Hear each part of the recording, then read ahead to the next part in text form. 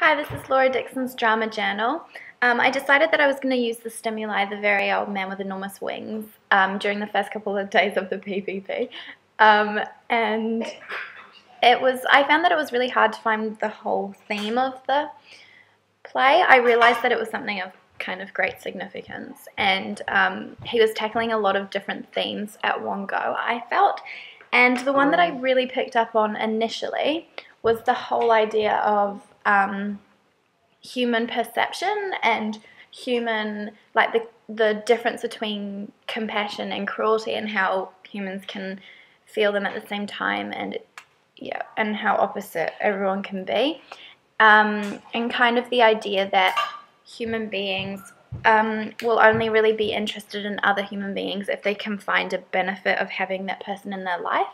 And so if that other person is too difficult to understand or too difficult to be with, then they'll just ditch them. And so the ways that the first initial idea of my plot was to have kind of like a Life of Pi about it, that movie and book, where he tells one story and then he tells the other one, and it's kind of like, which one do you believe? And so human beings will tend to believe something that is more relatable and that they can understand and think is true for themselves.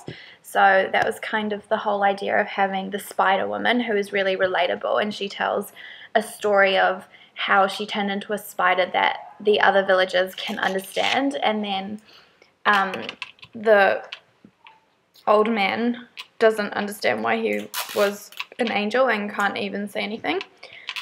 But then when I explored more deeply into the theme, I kind of realized that it was taking a stab at Christianity.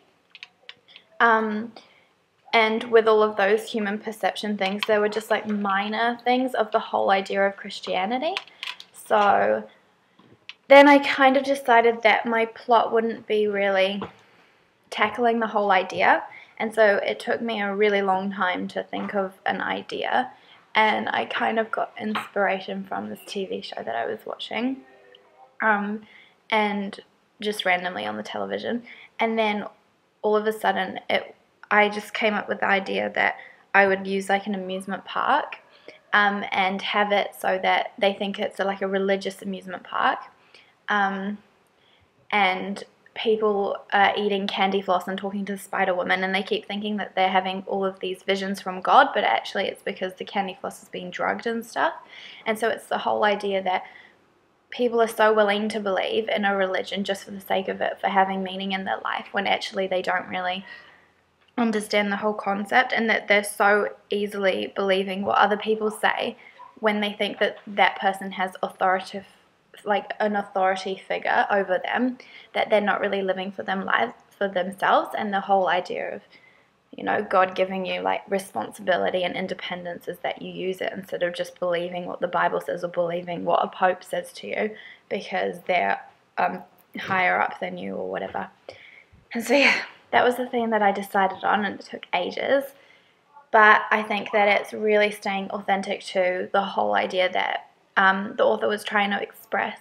And I just think that the short story was so clever because it did that in like a magical realism way. So he's not going to get in trouble, and only those people that dive deep into the short story are able to understand the whole idea of it, when lots of people won't be able to, because they just see the surface and they just see the animals and the angel and the spider, and they think that. And actually, funny fact, the short story is actually aimed for children, which is funny because when you actually go deeper into the surface, you realize that he's tackling a really big concept that was not only relevant to when he wrote his short story, but it's also relevant to today's society. And so that's kind of why I'm changing it to an amusement park. So I'm going to try and make it more contemporary, but it's definitely going to leave the audience a bit taken aback and hopefully maybe change their way of thinking of the world.